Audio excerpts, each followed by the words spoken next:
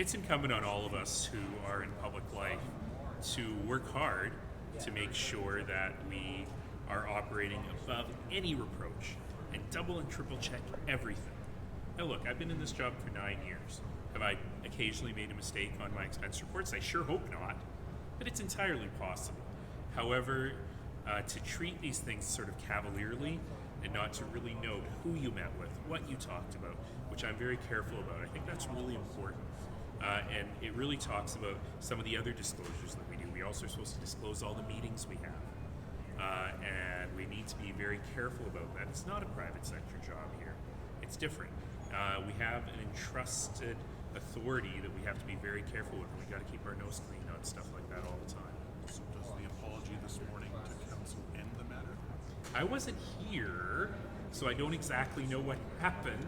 I was running a bit late this morning, but certainly I know that there are still some open questions. I understand from the media, though I don't have any knowledge of it, that a question has been filed with the Integrity Commissioner, so we'll have to see how those plays out. Do you think that council expenses need another layer of oversight or an auditing process after seeing some of the issues that you You know, when I was first elected, 9 years ago, we put into place very different rules around code of conduct, around transparency, around disclosure, and so on, that were not in place before, but we did so with a very light touch because I didn't want to overwhelm the system with red tape and layers of bureaucracy, understanding that most people always do the right thing. And so this as a result is something that, councillors really have to come to the point of saying, look, there is a code of conduct. It does govern my decisions, even though there's not a lot of teeth to it under the law. It has to govern my activities and my actions every day. And if they do that, then there's no need for much further oversight. But this wouldn't have even come out if not for say it's our rules basically. So In a FOIP request. So how do we know if all other council expenses are following the rules like they're supposed to? We do have a layer, and again, councillor expenses are outside of my purview. I can certainly tell you about my own expenses, which the CFO has to sign off on. I've never had a problem with them. But that's certainly a conversation that we could have. And you're right. Part of the reason that we require publication of these things is so that intrepid people who look at them can go, hey, there's something funny about this. And that is one of the reasons why we do the work we do. Does this system also not rely on the gatekeeper as the person who chairs the councillor coordinating committee, who signs off on the expenses? Is that not a problem with the system that as it's currently constructed? Well, my understanding, and really this is a question for Councillor Jones, who served in that role for many years, my understanding is that while it's the councillor who has the sign-off, he does so on the recommendation of the staff of the councillor's office, who are a layer of administrative oversight as well. Anything else?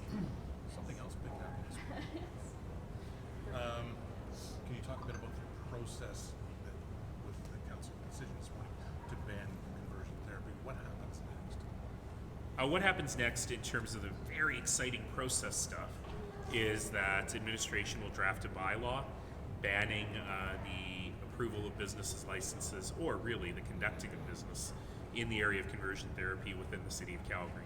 And that will come back to council in March. Should be relatively non-eventful based on today's debate and vote. But the important thing here to understand is the council's made an important stand. Look, a lot of this stuff happens outside of, shall we say, the formal business licensing process. But this is where council has authority. And so it was important for council to be able to stand up and say, let's just stand up for what's right. It matters for people's dignity.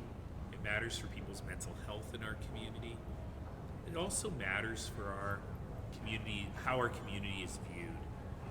The reason this place works, as I've been saying for so many years, the reason this place works is because everyone belongs here, because everyone has opportunity here, because everyone should have the chance to live a great life right here. And when we see that our reputation is tarnished in other places, or when we see people not feeling safe in this community, that's when we take action as a city council. And I'm very pleased that council unanimously made that decision today. Sorry, is it March or May? Did my eyes look at? I thought it was March. Does It was anyone May remember? 13th. It was up on the screen. Okay, it might have been May. But it goes through the committee process. Soonish. And then council. Right? I only have one other thing, and that was Councillor Sullivan's motion.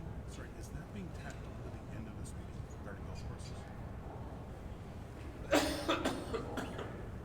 I don't even know what you're talking about.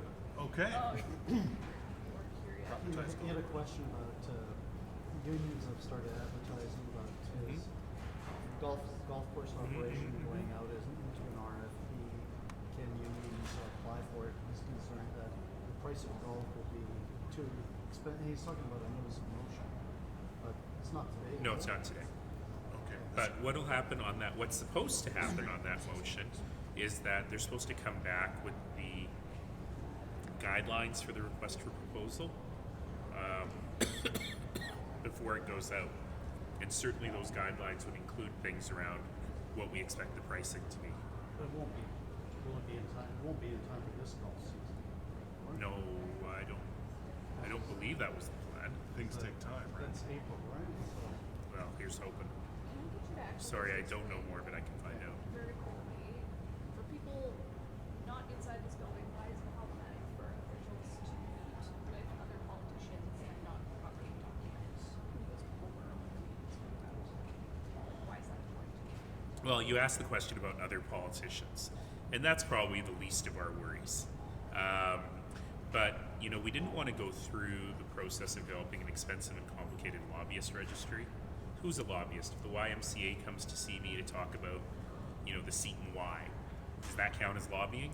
So we decided to go with a much simpler way, which is that everyone you meet in your office has to sign in and consent to their name being published, so people can see who all are being met with. Now, there's some loopholes in there. What if you meet with someone not in the office? How do we manage that? What if you're at a hockey game and you end up having a conversation? What if, like me, you happen to be at a hotel and CEO of a local company comes and talks to you? How do you manage those things? So certainly there are some areas for improvement within what we do now, but again, we were trying to go with something that's more about transparency than it is about restrictions. And that's what we have to keep working through. But public officials should publicly disclose who they're meeting with because Yeah, I think there's a very significant public interest in this, which is that, look, if I'm going to be voting on the approval of 14 new communities, for example, the public should know who I met with who might have land holdings in those communities. That's also why we have to disclose who donates money to us. Now, if I happen to have coffee with the mayor of Mississauga, that's probably less interesting. But if she comes here, she would still be disclosed.